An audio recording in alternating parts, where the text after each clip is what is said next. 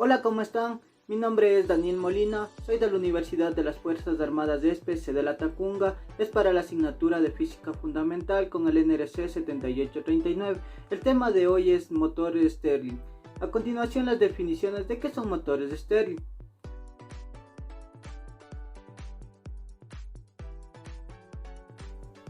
Primero, para empezar, Robert Stirling fue un ministro de la Iglesia de Escocia y fue el inventor del motor Stirling, en el cual su momento lo llamó motor de aire. La invención de este motor se debieron a que las máquinas y motores a vapor de la época eran muy peligrosas, puesto a que estos explotaban matando y mutilando a todo aquel desafortunado que estuviera cerca de ellos. Cabe resaltar que en el año de 1816 recibió su primer patente y los motores que él construyó y que siguieron construyendo se les conocieron como motores de aire caliente, que fue hasta la década de los 40 cuando se empezaron a utilizar otros tipos de gases como el helio e hidrógeno. El principal funcionamiento es el trabajo realizado por la expansión y contracción de un gas.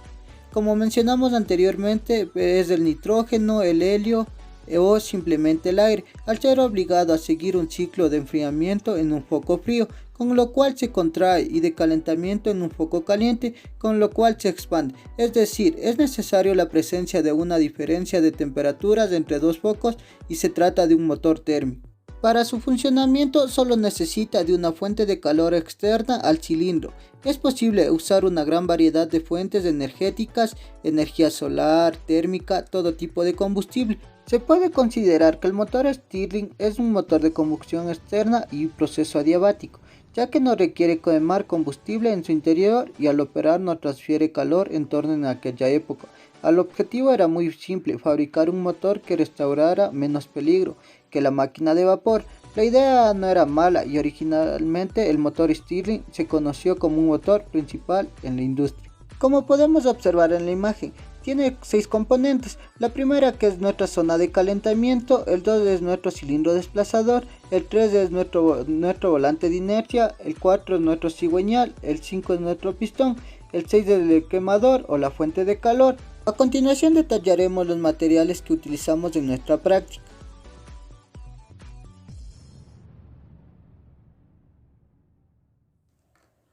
Se utilizaron 6 latas, un alambre, 2 metros de cable de cobre, 3 CDs, 2 soportes, la tijera, el estilete, el taladro, un cautín, el desarmador, el playo, la pinza, tornillos, manguera de suero, silicona, pega de tubo y finalmente una tabla. Como siguiente paso tenemos el procedimiento de armado de nuestro motor Stirling.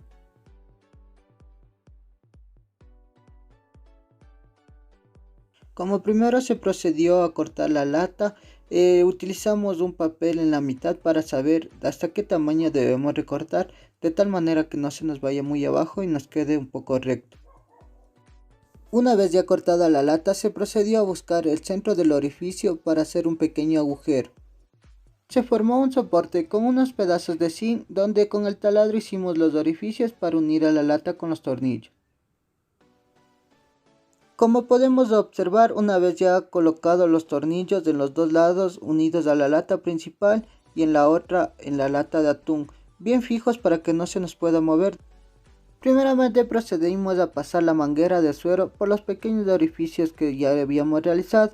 Ahora bien, empezamos a colocar el pegamento para que nos pueda quedar fija y de esa manera no entre el aire por esos pequeños huecos que nos quedan. Como podemos observar, colocamos de igual manera un pequeño papel para saber hasta qué tamaño debemos recortar.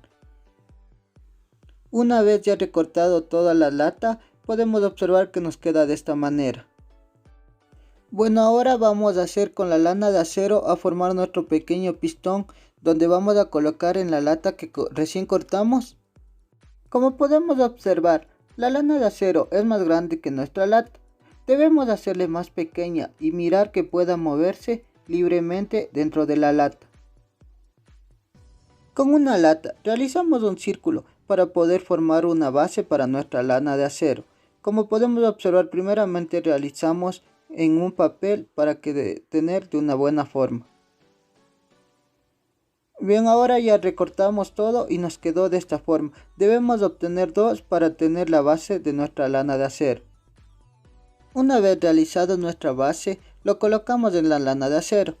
Podemos observar que nos queda de esta manera. Como siguiente paso debemos coger otra lata y cortarle toda la parte de arriba, como podemos observar. Debemos seguir recortando hasta que finalmente nos pueda quedar de esta manera. Siguiendo, pegamos un papel como un molde para poder recortar en la mitad. Bien, ahora con la tapa hicimos un pequeño hueco para poder pasar el tornillo que nos va a quedar de esta manera.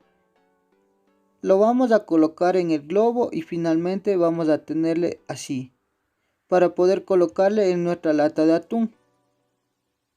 Una vez ya terminado eso, bien, ahora observamos cómo nos quedó finalmente ya colocado en nuestra lata de atún.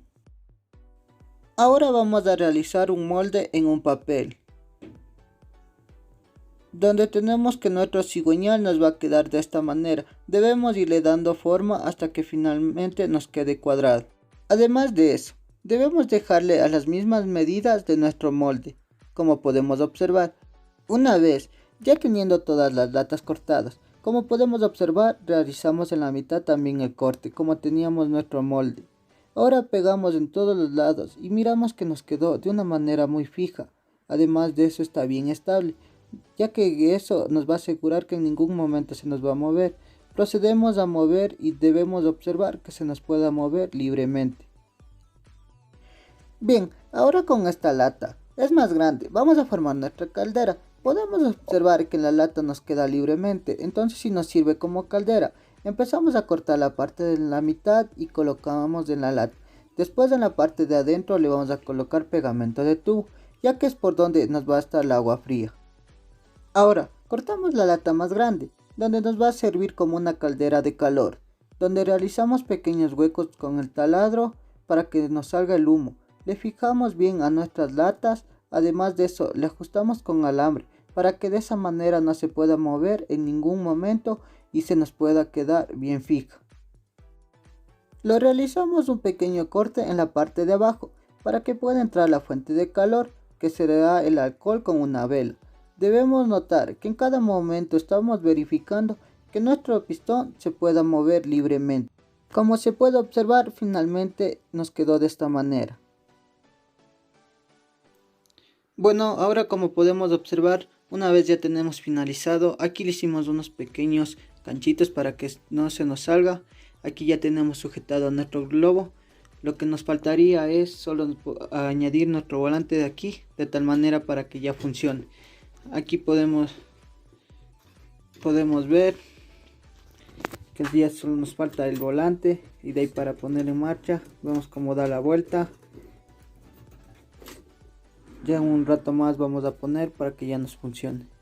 Bueno, ahora como se puede observar, le realizamos aquí un seguro para que no se pueda ir ni para un lado ni para el otro, y de esta manera ya le recortamos lo que es nuestro cable que nos quedaba muy grande. Ahora sí vamos a proceder a colocar nuestro volante que le tenemos aquí. Le vamos a colocar en esta parte de acá y lo mismo vamos a recortar. Como podemos observar, una vez ya terminado nuestro proyecto, vemos que funciona correctamente. Ahora lo que vamos a hacer es a sostenerle bien con estas estanterías para que no se nos mueva de ningún lugar a otro. Ahora después vamos a colocar el fuego para ver cómo nos quedó. Bueno, una vez ya sujetado los soportes, ya bien sujeta, ahora vamos a prender lo que es el fuego para ver si es que nos funciona de correcta manera. Bueno, ahora vemos el alcohol y una vela le vamos a poner debajo en donde puede ser nuestra candela. Ahora, como se puede observar, ya le procedimos a prender. Ahora debemos esperar que caliente para ver qué sucede, si trabaja de correcta manera nuestro motor. Como una conclusión sería que el motor Stirling tiene principios de la termodinámica. Eso hace que su funcionamiento sea más efectivo que otras máquinas. Al momento de su funcionamiento es muy lento, ya que así fue las máquinas de Stirling, debido a los diversos factores que afectan su funcionamiento, ya que debía contener mucho fuego. Además de eso, una recomendación sería tener mucho cuidado al rato de cortar las latas.